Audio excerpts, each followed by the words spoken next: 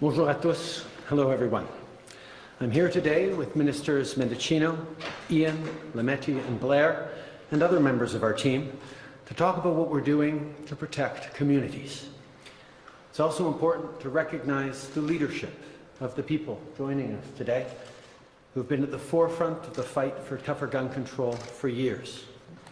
Thank you so much for joining us. I know at the heart of your journey is often a story of grief and loss, and I thank you for everything you've done to get us to this day. Merci. 2 years ago, our government banned 1,500 models of assault-style weapons, including the Ruger Mini 14 used at Polytechnique and the AR-15. We also expanded background checks to keep firearms out of the wrong hands. We did it because it was what responsible leadership required us to do. And now, as we see gun violence continue to rise, it is our duty to keep taking action. La semaine passée, à Rivière-des-Prairies, dans l'est de Montréal, des coups de feu ont été tirés en plein jour. Et des balles qui ont atteint une garderie. On peut voir les trous des projectiles dans une fenêtre. Heureusement, personne n'a été blessé, mais ça aurait pu être tragique. Les victimes de violences par arme à feu, il y en a déjà eu beaucoup trop. Nothing can bring back Alfred Wong, who was caught in the crossfire of a gunfight in Vancouver when he was only 15. Nothing can bring back Miriam Boundaoui, who came to Canada from Algeria to finish high school and build the future she had dreamed about. But as a government, as a society, we have a responsibility to act to prevent more tragedies. Last summer, during the campaign, some politicians said they would make assault-style weapons legal again. Not only did we stand up to them, but we promised to go even further to protect our communities.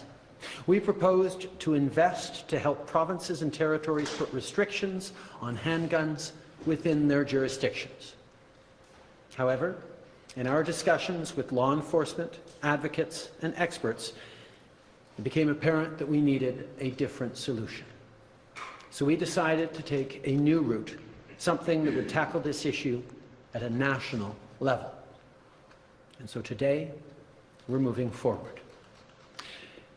We're introducing legislation to implement a national freeze on handgun ownership. What this means is that it will no longer be possible to buy, sell, transfer, or import handguns anywhere in Canada. In other words, we're capping the market for handguns.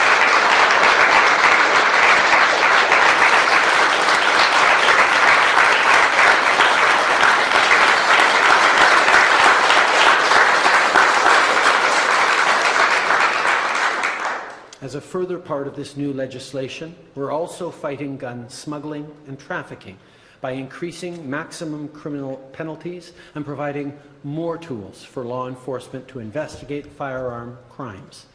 And we'll require the permanent alteration of long gun magazines so they can never hold more than 5 rounds. These are actions that doctors, experts, and chiefs of police have been calling for years, and we're acting on their advice. I also want to thank the advocates, many of whom are here today, for your tireless efforts.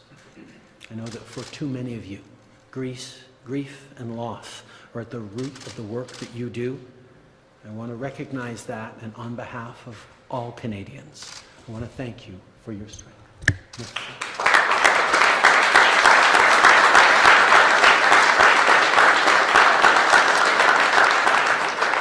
Aujourd'hui, on va de l'avant avec un projet de loi qui va faire en sorte qu'il ne sera plus possible d'acheter, de vendre, de transférer ou d'importer des armes de poing au Canada.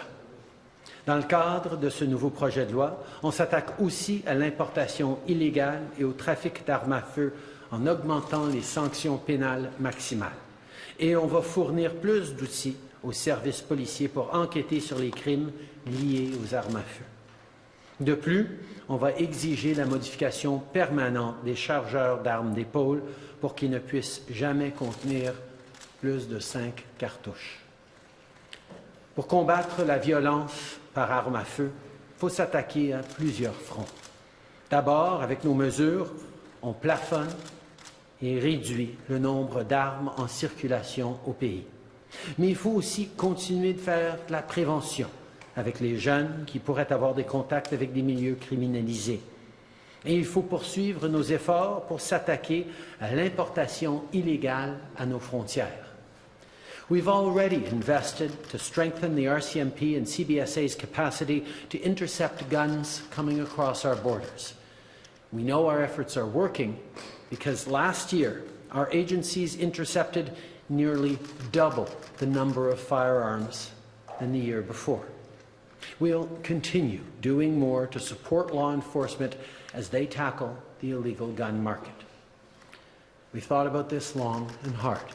We've had many discussions within our caucus with all of our MPs who represent the diversity of our country, MPs from rural communities, MPs from urban communities.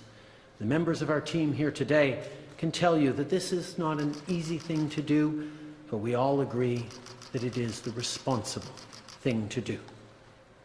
We recognize that the vast majority of gun owners use them safely and in accordance with the law. But other than using firearms for sport shooting and hunting, there is no reason anyone in Canada should need guns in their everyday lives. And Canadians certainly don't need assault-style weapons that were designed to kill the largest number of people in the shortest amount of time. Canadians are united in wanting more done to keep communities safe and prevent suicides and gender-based violence. And that's exactly why we're here today. Because the consequences are real. Today we're joined by families and friends of victims of gun violence, including the mass shootings at Polytechnique and on the Danforth and at the Quebec City Mosque. Losing a child to gun violence, or a brother, or a sister, or a spouse, or a parent, or a friend, this should never happen. Je vais être honnête, au cours des dernières années, j'ai participé à beaucoup trop de vigiles. J'ai rencontré les proches de trop de victimes. Je pense aux familles à Sainte-Foy, dévastées par cette tuerie. Je pense à ma conversation avec la famille de la gendarme Heidi Stevenson à Portapique et à plein d'autres familles de cette communauté tellement affectées par cette tragédie, ces meurtres. Les politiciens, on est toujours là pour être bons, pour compenser, pour consoler. Et c'est important de le faire. Mais c'est aussi notre devoir moral d'agir. Je me souviens encore d'où j'étais quand j'ai appris la nouvelle du massacre à l'école polytechnique. J'avais 17 ans. J'étais à quelques coins de rue de là, au cégep. On arrive dans un moment comme ça, mal à saisir la profondeur et l'impact de ce qu'on est en train de vivre en tant que communauté, en tant que pays, à apprendre de telles horreurs peuvent se passer. C'est des drames qui ébranlent notre société au complet. Ça marque des générations. Canadians all agree that we need less gun violence. We cannot let the guns debate become so polarized that nothing gets done. We cannot let that happen in our country. And this is about freedom. People should be free to go to the supermarket, their school, or their place of worship without fear. These people should be free to go to the park or to a birthday party without worrying about what might happen from a stray bullet. Gun violence is a complex problem, but at the end of the day, the math is really quite simple. The fewer the guns in our communities, the safer everyone will be. I'll now pass it over to Minister Mendicino.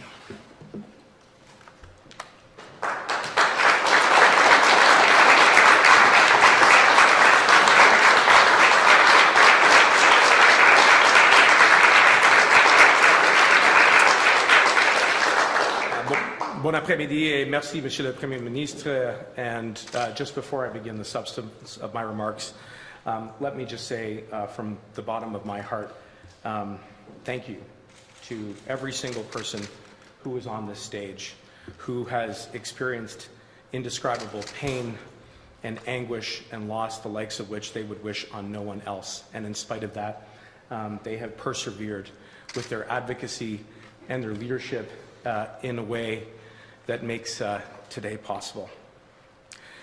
Today, our government introduced Canada's most significant action on gun violence in a generation. Aujourd'hui, notre gouvernement a présenté la mesure la plus importante prise au Canada en matière de violence armée depuis une génération.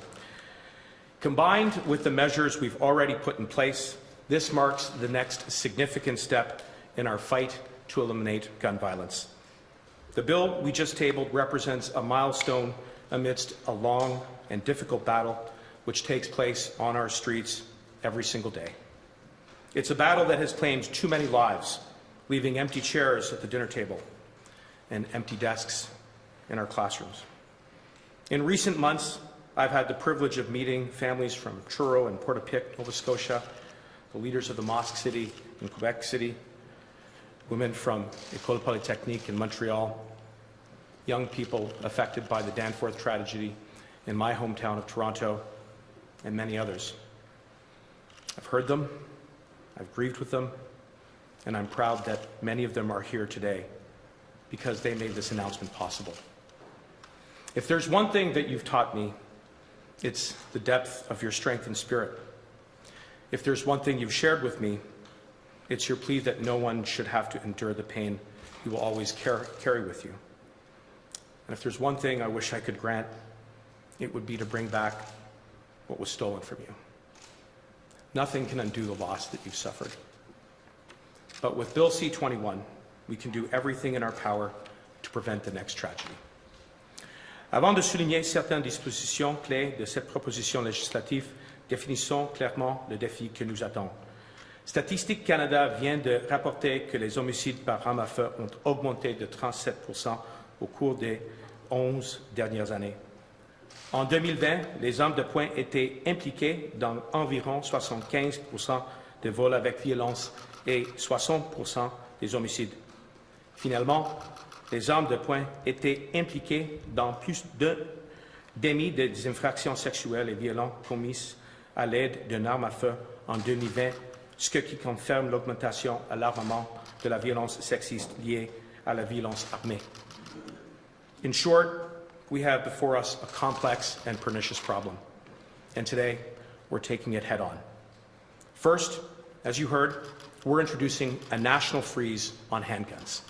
This means that individuals will be prohibited from buying, selling, importing, or transferring handguns in Canada. Some 55,000 new handguns have been registered on average every year over the last decade, a nearly 75% increase over that period. We're putting an end to that trend.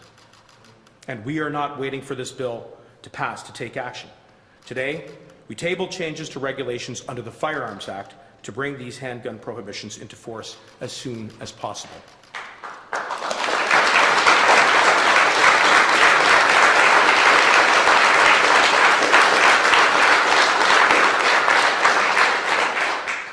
Nous sommes impatients de prendre action. J'ai donc déposé de nouveaux règlements sur ce gel qui sera mis en action très rapidement et qui préventera l'acquisition de nouveaux armes de poing. Second, this bill takes organized crime head on. If you're in the business of trafficking guns, you'll face stiffer sentences under the criminal code. If you alter a magazine or cartridge of a gun to exceed its lawful capacity, you'll face new criminal charges. And if you're involved in organized crime, you'll face new police authorities, like wiretapping, to stop gun crime before it happens. Furthermore, this spring's budget dedicates additional funds to the RCMP and CBSA so they can build on the record number of illegal guns seized at the border just last year.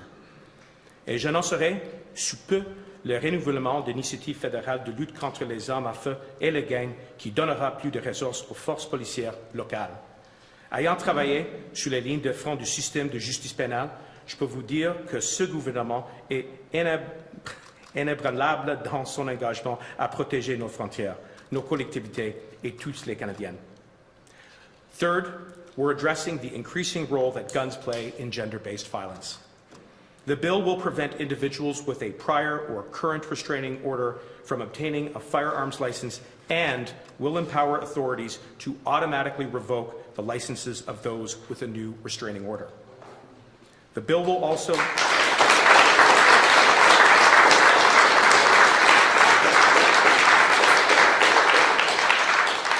The bill also introduces new red flag laws, allowing courts to remove guns and suspend licenses from someone who poses a danger to themselves or anyone else.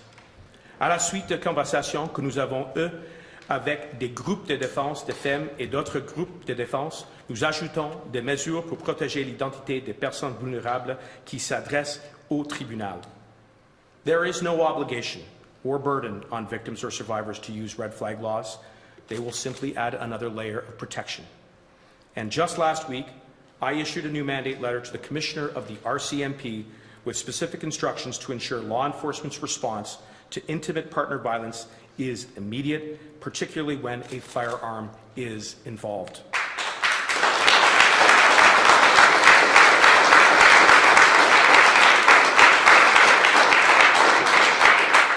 There are other provisions within Bill C-21 that address straw purchasing, replicas, and the glorification of gun violence. These are responsible, common-sense measures that all Canadians can get behind.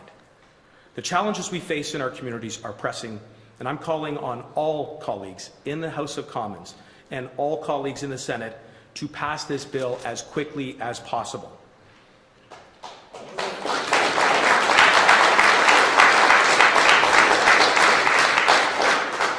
Bill C-21 builds on the action we've already taken. As you heard the Prime Minister say, 2 years ago, we banned AR-15s and other assault-style weapons under the leadership of my friend and colleague Bill Blair.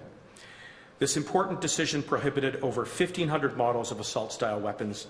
Since then, over 300 more have been added. We also committed to a mandatory buyback program to get these weapons off of our streets once and for all. And today, I can confirm the imminent launch of the initial phase of this program as we begin consultations with industry on compensation. And we intend to publish further details about the compensation system this summer. The first AR-15s and other assault-style firearms will start to be bought back by the end of this year. It's going to be hard, but we are going to get it done. However, new specifications of assault-style firearms have entered the market that are not fully captured by the terms of the ban. We recognize the need to ensure a comprehensive ban on assault firearms in the legislation, which is why our government is committed to adding this to our bill through an amendment. Il s'agit d'un projet national sans précédent, mais nous allons y arriver car nous voulons que ces armes à feu mortelles disparaissent de nos communautés pour de bon. Finally, today's announcement complements our significant work to stop gun violence before it starts. Earlier this spring, I officially launched the $250 million Building Safer Communities Fund. In partnership with community leaders, we're helping young people to make good choices and to set themselves up for success for life. We'll be accelerating the rollout of this program over the summer. In our efforts, we must be both resolute and realistic. No single bill, including this one, or initiative, will be enough to totally stop gun violence. To ensure that every Canadian feels safe in their community, we must take a comprehensive approach. Banning assault weapons, action at our borders, building safer communities, and today, a new bill. Cumulatively, these efforts mark the most significant efforts at gun reform in a generation. We must fight against the violence that is caused by inaction, indifference, and inequity. We owe it to the survivors, not only who are here with us today, but to everyone who has been impacted by gun violence to do this work, and we look forward to doing it. Thank you. Merci, and I will now...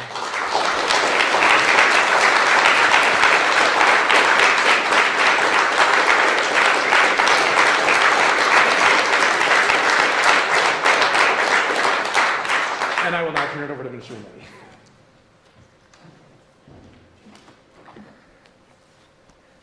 Hello, bonjour. Thank you, Marco, for that introduction, and thanks to all of you for joining us today on the traditional territory of the Algonquin and Anishinaabe. Et en particulier, j'aimerais souligner l'accueil à nos amis qui ont vécu des expériences dans le passé. C'est une obligation de présence pour les Montréalais ici aujourd'hui. Merci.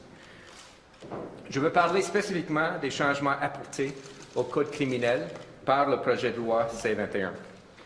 Nous savons que pour réduire l'accès aux armes à feu illégales, nous devons réduire le trafic d'armes à nos frontières. Concrètement, les peines maximales pour les infractions de trafic d'armes à feu sont augmentées. Elles passent de 10 à 14 ans. Nous soutenons les services policiers dans leur lutte contre les gangs en permettant l'écoute électronique dans plus d'infractions par l'arme à feu. We are also introducing a new offense of altering a cartridge magazine. Possession of an overcapacity magazine is already a criminal offense because these magazines pose a public safety risk. They enable sustained fire with less frequent reloading. But it is currently not a specific offense to alter a cartridge magazine to exceed the lawful capacity. This new offense will carry a maximum sentence of 5 years in prison. We will also close a gap in the criminal code to extend the prohibition on the import, export, or sale of air guns that look exactly like a conventional regulated firearm, just as lower power replica firearms are already prohibited. These types of guns pose a public safety risk because they are unregulated, widely available, and indistinguishable from conventional regulated firearms. They can be used to commit criminal offenses, and while they are less powerful, they can still cause harm. And because they look the same as real firearms, police need to treat them as if they are real. This has led to tragic consequences. Bill C-21 will work in tandem with our other major law reform bill, Bill C-5, to keep our communities safe and move past the failed criminal justice policies of former Conservative governments. I would now like to invite my colleague, Minister Marcy Ian, the Minister for Women and Gender Equality and Youth, to say a few words. Marcy.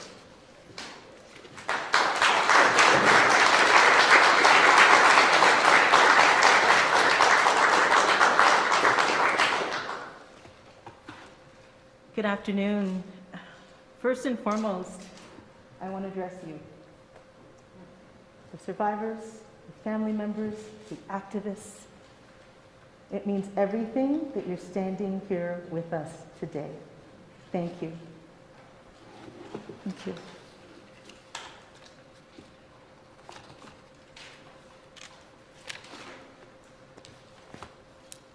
Hello. Bonjour. I'm honored to join the Prime Minister and my cabinet colleagues to speak about the steps that we're taking to address the devastating issue of gun violence. My riding, Toronto Centre, is home to some of the highest rates of gun violence in our country. As one local educator said not too long ago, and I quote, "You see community members, kids, going through this all the time. Trauma after trauma. It never gets fixed. It never gets to heal properly." But I know my communities, and I know they always find a way to uplift one another, to somehow move beyond the pain. Mothers for Peace helps so much. It's an organization in Toronto. It supports moms who have lost their kids to gun violence. They help people to grieve. They help people to plan funerals and receive continuing support and counseling. In less than just a couple of years, they have grown considerably. And I have to tell you, they wish they hadn't, because their growth represents the loss of loved ones. And it's not just about community organizations coming together. This is about finding solutions to make sure we stop the circle of violence, not just at the municipal level, but federally as well. And when we speak about gun violence, we need to remember that during the pandemic, instances of domestic abuse skyrocketed. And our government acted quickly to provide emergency funding so that women's shelters could keep their doors open. People in women's shelters, the workers there rolled up their sleeves and they kept going because they needed to. They provided life-saving services. We know there's much work to be done before women and children walk through the doors of a shelter. It is about preventing violence from happening in the first place and tackling the root causes of gender-based violence. Some hard facts through the lens of today's announcement. The likelihood that domestic violence will end in death is much, much higher when there is a gun in the house. The data shows us that having access to firearms by an intimate partner increases the likelihood of femicide by 500%. And recently, the Ontario Coroner's Death Review Panel found that 26% of women who are killed by their spouse are killed by firearms. These stats remind us that we need to do so much more to protect women, including those most at risk: Indigenous women, racialized women, trans women, newcomer women. And this bill, this legislation, aims to do exactly that. Thank you so much. Merci beaucoup. I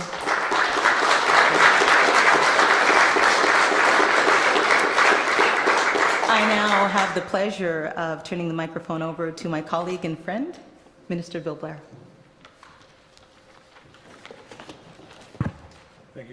Thank you so much, Marcy. Good afternoon, everyone. Bon après-midi, tout le monde. As the Prime Minister has outlined, today Canada is taking some very significant steps forward to keep our communities safe from the devastating impacts of gun violence. And in the long and tragic history of gun violence in this country and around the world, there have not been very many good days. And it's entirely appropriate for us to acknowledge everyone who has felt the tragic loss of a loved one, the loss of their sense of safety and security in their own community, and also to acknowledge their unrelenting advocacy on behalf of increasing safety in their communities. And their advocacy has deepened our resolve in order to respond. And since 2015, we've made some progress in our efforts to keep Canadians safe. We've introduced some common sense gun laws. We've invested in our law enforcement communities, and as Mr. Mendocino indicated, we're investing in kids and communities because those make a difference. And they change the circumstances in our communities that give rise to violence. But we also acknowledge there is still so much more that we must do to address the root causes of gun crime, the conditions in communities that lead to violence, and target the ways in which guns get into the hands of people who will seek to do harm with them. I know from some experience there are 3 ways in which criminals gain access to firearms. They are smuggled across the border from the United States, which is one of the largest small arms arsenals in the world. They are stolen from legal gun owners, and they are purchased legally by individuals who have a license to make the purchase, but then sold illegally in a process we sometimes refer to as straw purchasing. And we are taking effective steps in Bill C-21 to address all of the ways in which criminals gain access to guns. We also know that there are circumstances where a gun may be owned legally, but the circumstances of its ownership may change. It may be in a home where there is now incidents of gender-based violence and domestic violence. It may be in a situation where a person suffering from suicidal ideation has access to that firearm, or it may be accessible to somebody who has been radicalized to violent extremism.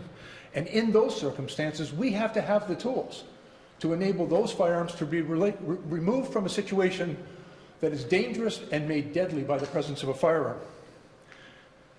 And in this legislation, we are providing law enforcement and our communities. We are empowering Canadians to take action. In Canada, gun ownership is a privilege, not a right. It's a privilege that is earned by those Canadians who adhere to our strict laws, our regulations, and our requirements regarding licensing, training, storage, and use of a firearm. This is a principle that differentiates Canada from many other countries in the world, notably our colleagues and friends to the south. In Canada, guns are only intended to be used for hunting and sport purposes.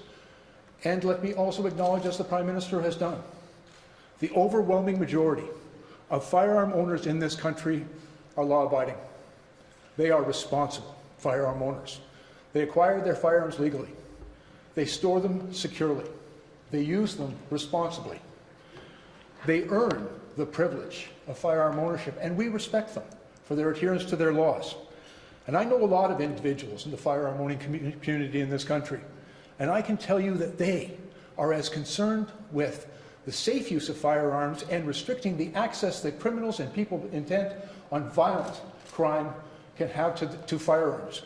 And I believe that they will understand the importance of the work that we are introducing today to keep our communities safe. There are very few good days in the fight against gun violence, but today is a good day. Today is a day when Canada stands up and says, we will not tolerate this level of violence in our communities, and we will take the action that is necessary and that the overwhelming majority of Canadians support to ensure that we restrict the access that those who are intent on violent criminal activity or who may use a firearm to harm themselves or others will have through strong legislation and strong action. And finally, I would like to thank the advocates for their unrelenting pursuit of a safer Canada for all of us. We are inspired by your example. We've been motivated by your advocacy and by the tragedies that you have shared with us. Thank you very much.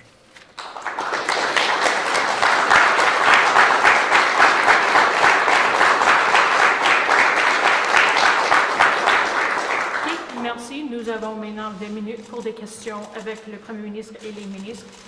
Après ça, il va avoir une opportunité de parler avec les familles et les survivants. We now have 20 minutes for questions with the Prime Minister and ministers. There will be an opportunity afterwards to speak with advocates, survivors and families. On va commencer avec la première question. Ray. Bonjour, Raymond Filios de TVA. Monsieur le Premier ministre, pourquoi un gel sur les armes à feu, les armes de poing, plutôt qu'une interdiction pure et simple d'un océan rouge? À partir de la journée que cette législation prend effet, ce ne sera plus possible d'acheter, de vendre, de transférer ou d'importer des armes de poing au Canada. C'est une grande étape. Ça va nous permettre de commencer à réduire le nombre d'armes légaux et illégaux dans ce pays.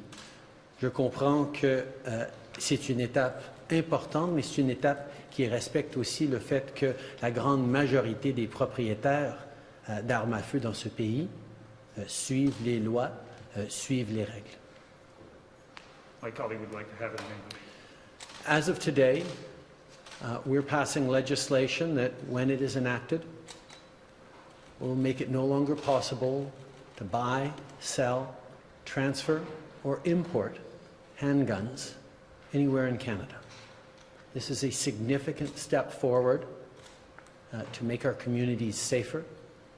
It's also a step that is practical, concrete, and real, that respects the fact that the vast majority of gun owners in this country are law-abiding, but will give us more tools to crack down on illegal guns and on the crime that's hitting our communities far too hard from coast to coast to coast.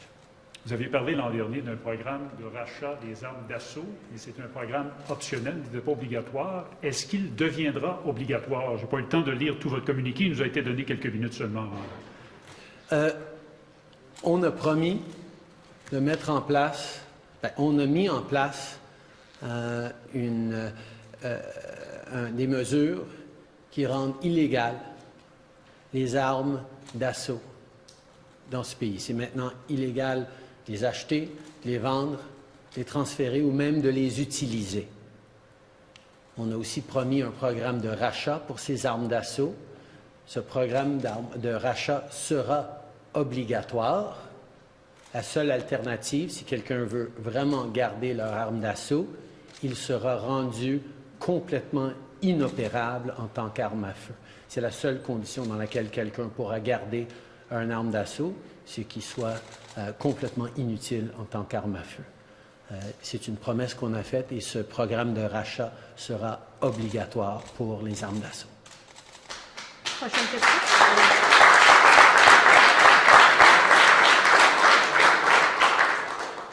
Good afternoon, Prime Minister.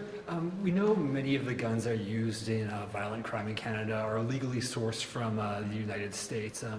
Beyond tougher penalties for gun smuggling, what concrete tools are you looking at to limit the amount of guns coming across our borders? As Minister Blair pointed out, there are a number of ways in which illegal guns get to Canada. They are smuggled across from the United States, they are purchased legally and then resold illegally, or they are stolen from illegal gun owners. These measures we're putting forward today crack down on all three of those directions. In terms of gun smuggling, I will say that the investments that we've already made in RCMP and CBSA at our borders has resulted in double the number of illegal guns seized last year as the year before in terms of coming in illegally from the United States. Il y a trois façons que les armes illégales se retrouvent en circulation au Canada. La première chose, c'est qu'ils sont amenés de façon illégale des États-Unis. Deuxièmement, ils sont achetés légalement, mais vendus illégalement à un tiers parti. Troisièmement, ils sont volés d'un propriétaire qui a ces armes de façon légale. À tous ces niveaux-là, les mesures qu'on annonce aujourd'hui vont renforcer pour contrer ces mesures-là. Par rapport au trafic d'armes des États-Unis, on peut dire que les mesures qu'on a déjà prises jusqu'ici nous ont amenés à intercepter plus que le double des armes l'année passée que ce qu'on avait pris l'année d'avant. on va continuer dans cette envolée-là et rendre ça beaucoup plus difficile d'importer ou de trafiquer des armes des États-Unis vers le Canada. And just going over to the red flag laws, in the previous iterations, advocates were critical of them, saying it put too much onus on people experiencing domestic violence, many of whom don't trust the police or criminal justice system. How do these new red flag laws reconcile some of those concerns that advocates were bringing forward? Obviously, when it comes to gender-based violence, we've all seen the statistics. The presence of firearms lead to much more tragic outcomes. And that's why we know that red flag laws that have been used in various jurisdictions are a further tool in countering gender-based violence, in keeping people safe. We also know that it's an area in which we need to work very closely with advocates and stakeholders, people who've carefully reflected on this, and that's why we were informed in our current framing of the way red flag laws work by the feedback we got from communities that know that, yes, it is an important tool in preventing gender-based violence, but it should not raise the risk level or make even further vulnerable people who are already in vulnerable situations, mostly women. Prochaine question. Bonjour, Louis Blouin de Radio-Canada. Il va falloir attendre quand même quelques mois avant que ce gel d'armes de poing n'entre en vigueur. Vous ne croyez pas que d'ici là, les gens se précipitent pour en acheter? Ce n'est pas contraire à l'objectif? On sait qu'une fois que cette législation sera en place, ce ne serait plus légal d'acheter, de vendre, de transférer ou d'importer des armes à feu au Canada. Et oui, on espère qu'avec le travail qu'on fera à la Chambre des communes avec les autres partis, on espère pouvoir passer cette législation le plus rapidement possible. Mais si jamais ça prenait trop de temps, on a aussi mis en place des mesures de régulation qui vont s'assurer que ce gel arrivera, même si ce projet de loi tarde dans les coulisses du Parlement. Je vais vous parler du programme de rachat des armes d'assaut. Il y a des gens qui pourraient, parce qu'il y a des nouveaux modèles qui sortent, qui ne sont pas sur votre liste de 1500, il y a des gens qui pourraient prendre le remboursement que vous leur donnez puis s'acheter une nouvelle arme avec. Comment vous allez faire? Est-ce que vous allez changer les critères? Est-ce que vous allez ajouter des armes à mesure? Comment vous allez procéder pour empêcher que d'autres modèles, des nouveaux modèles arrivent sur le marché? C'est une très bonne question, Louis. Et je dois souligner que oui, on a banni 1500 modèles d'armes de style assaut, mais la réalité, c'est qu'on est rendu à 1800 modèles maintenant bannis. Donc, on va continuer d'en ajouter. Effectivement, il y a une question qui dit, est-ce qu'on devrait être en train de les ajouter une à une chaque fois qu'un nouveau modèle sort, ou est-ce qu'on peut créer des définitions qui vont capter tous les armes à feu impliquées? C'est exactement un point sur lequel on est en train de travailler, mais quelle que soit la façon qu'on va le faire, on va s'assurer que des nouveaux modèles d'armes de style militaire soient quand même illégales au Canada. On a les mesures, on a les moyens de s'assurer qu'il n'y aura plus de vente d'armes d'assaut de style militaire. Prochaine question. Bonjour, Monsieur le Premier ministre. J'aimerais savoir comment est-ce que vous allez vérifier la validité et la véracité des permis d'acheteurs potentiels, parce qu'il est très facile aujourd'hui de falsifier un permis.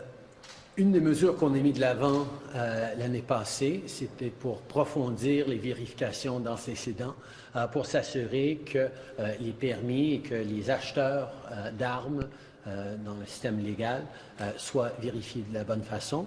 Mais je vais passer la parole à mon ministre qui pourra vous en dire plus à ce niveau-là. Merci pour la question. Il y a moins que 2 semaines qu'on avait lancé la prochaine étape d'implémentation de le règlement sur le projet de loi C-71. Et avec ce nouveau règlement, il y a plusieurs des obligations avec tous les vendeurs pour garder des records, pour vérifier, pour prendre des étapes pratiques pour vérifier l'identification de qui veulent acheter une arme à feu. Et ça, c'est un exemple concret de la mesure du bon sens. C'est un produit de tout le feedback qu'on a reçu pas seulement des personnes qui sont ici aujourd'hui, mais même de les chefs de policière. Et avec cette mesure concrète et pratique, on peut mieux protéger tous les Canadiens et les Canadiennes. Monsieur le ministre, la deuxième question est aussi pour vous. Ok, très bien. Non, la deuxième question était aussi pour Monsieur Mendicino, excusez-moi.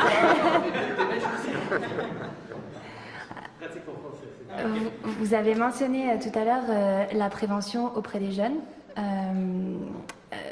notamment les jeunes qui sont impliqués dans des gangs. Est-ce que ça... Des gangs, excusez-moi. Est-ce que ça va impliquer un transfert de fonds en santé aux provinces? Mais toujours, nous serons là pour travailler ensemble avec les provinces et les territoires. Il y a une bonne collaboration dans les compétences des services policiers qui sont là pour protéger nos communautés. Et aujourd'hui, on a lancé un projet de loi qui a des nouvelles mesures pour adresser les violences causées par les armes à feu et même par les gangs qui utilisent cette arme à feu, avec des nouvelles sanctions sous le code criminel, comme le ministre Lemaitre a souligné. Il y a plusieurs des autorités pour les services policiers, par exemple dans les contextes de la surveillance de wiretap, qui peuvent prévenir les violences causées par les armes à feu. Mais ce n'est pas seulement ça. Peut-être la plus importante chose qu'on peut transmettre aujourd'hui est qu'il faut, oui, investir dans nos forces policières, mais en même temps, il faut travailler ensemble avec la communauté pour prévenir la violence dans la première place. Donc, il faut avancer avec les trois piliers. Ian Bailey, Globe and Mail Office. My questions for the Prime Minister. Is this handgun freeze an intermediate step towards an outright handgun ban? And if so, when would that happen? If not, exactly why not? We recognize that the vast majority of gun owners in this country are responsible and follow all necessary laws. We are, however, facing a level of gun violence in our communities that is unacceptable, which is why we are acting. As of the passage of this legislation, it'll be illegal to purchase, to sell, to transfer, to import handguns in this country. And that will give significant tools to reduce the number of handguns in our communities and to protect people from gun violence. This is a concrete and real national measure that will go a long way towards keeping Canadians safe. On another subject, why has the government not accepted the recommendation in today's Arbor report to move military criminal sexual assault cases to the civilian system, which I understand has been raised previously? I want to begin by thanking Justice Arbor for her extraordinary work on an issue that matters deeply to all Canadians. Transforming the culture in our armed forces to make sure that our armed forces are worthy of the service and sacrifice of the women and men who choose to step up and serve is a priority for all Canadians. And that's why, as a government, we accept the Arbor report, and quite frankly, we're pleased to be able to announce that we will be immediately moving forward on a third of all those recommendations right away, and we will work very closely and rapidly with stakeholders, with survivor groups, with experts in governance and in military to make sure that we're moving forward in the right way and accepting the report fully. Rachel, go ahead. Thank you, Prime Minister. Rachel Haynes from CTV National News. It's been nearly 3 years since the 2019 election when you toured the Danforth and pledged a number of gun and assault rifle changes.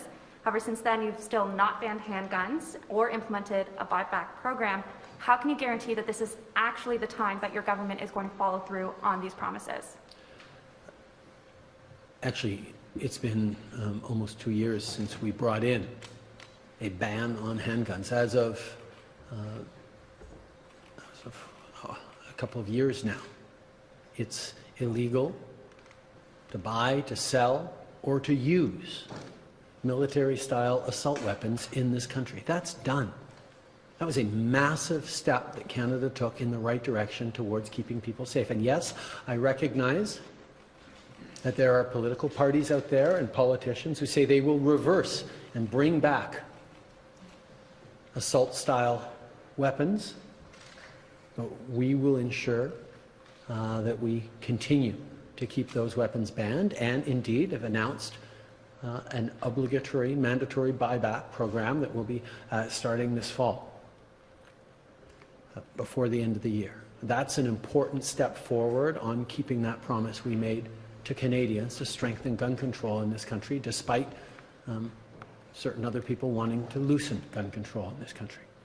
At the same time, you're absolutely right. I made a commitment a couple of years ago that we would move forward on empowering municipalities, big cities devastated by gun crime like Toronto or Montreal or any other community that wanted to ban handguns, to do exactly that. In many discussions with those municipalities, it became clear that they didn't feel like they had the ability or the tools to do that, and it didn't make sense for them. So we then made a commitment in the very last election that we would work with provinces that wanted to ban handguns within their jurisdictions. We'd heard from Quebec, we'd heard from other provinces that said, yes, we want a ban on handguns. So we looked at it with them, and again, it wasn't something that fit just right. But we made a commitment to Canadians that we were going to take real, concrete steps to strengthen gun control and keep families and communities safe, to prevent more people from suffering the terrible grief that far too many Canadians, including people joining us today, have had to suffer. Which is why, as of the passage of this legislation, which we hope will happen very rapidly, but depends on the will of Parliament, as of the passage of this legislation, it will be illegal to buy, sell, transfer, or import handguns anywhere in Canada. Thank you. And in the past, you've said that you didn't want a mandatory buyback program after examining New Zealand's program, and the previous bill had made that program optional. So what has changed in the past couple of months that now it is being made mandatory? We actually made that shift around the 2019 election and campaigned on it. The fact that the buyback for assault weapons would become mandatory, because it was clear that even if assault weapons were illegal to use, which is what we brought in when we brought in the assault weapons ban, there was concern that these guns would continue to be out there. Therefore, we're moving forward with a mandatory buyback on assault weapons, which will kick in by the end of this year. And in the situations where someone chooses to keep that weapon, it needs to be permanently and irrevocably disabled by the government or by experts to make sure that it could never again be used as a firearm. Those are the measures that we committed to taking, and that completes the national ban on assault-style weapons. Next question. Hi, Prime Minister. Julia Wong, CBC News. Public Safety Canada says legally owned guns, including handguns, are not used in the vast majority of gun crimes in Canada, which you have alluded to. So I wonder what difference this national freeze, particularly on sales and transfers, will actually make to people who are already not playing by the rules. We have seen far too many tragedies across this country, far too many incidents of gun violence, particularly with handguns, in our streets, in our communities, devastating families, devastating communities from coast to coast to coast, having an extremely high impact of femicide, of gender-based violence, and that's why we're taking action. As of the passage of this legislation, which we hope parties in this House will agree to fast-track, it will be illegal to buy, sell, transfer, or import handguns into this country. We are capping the number of handguns in this country. and giving police and border agents more tools to crack down on the illegal importation, theft, and straw purchases of handguns. Yeah, so I typically work in the prairies, and I expect many legal gun owners there are going to say that this legislation is too far-reaching, that it punishes them, that it goes too far generally. How do you respond to them?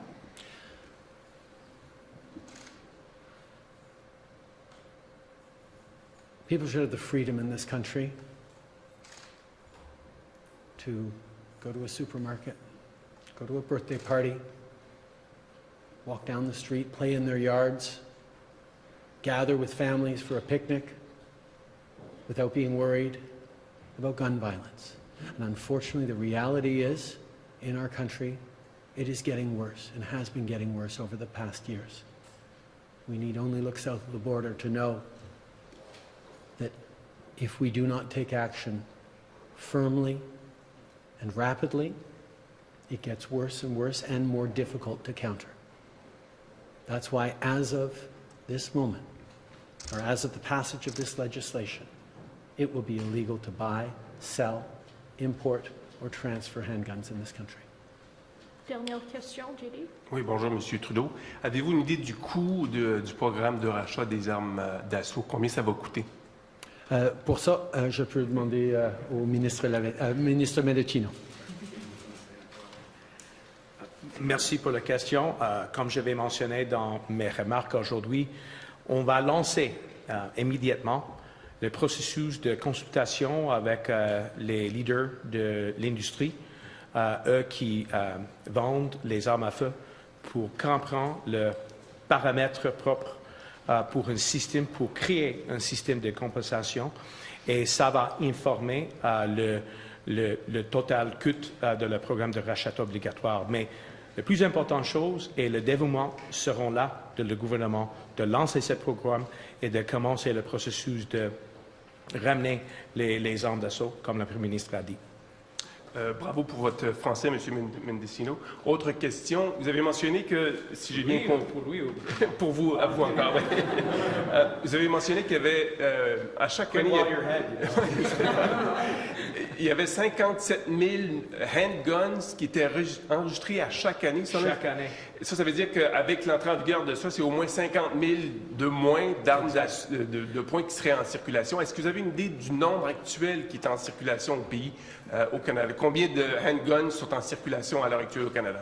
On pense vers 1 million. Donc, pendant la dernière décennie, l'univers a grandi beaucoup au cause de le nombre, le chiffre que vous comprenez. C'est vers 55 000 par année. Donc, ça arrête aujourd'hui. Et ça, c'est la plus importante chose, qu'on capte le marché. Et ça, c'est une de les façons qu'on peut mieux protéger la communauté. Merci. Ceci met fin à la conférence de presse. That concludes today's press conference.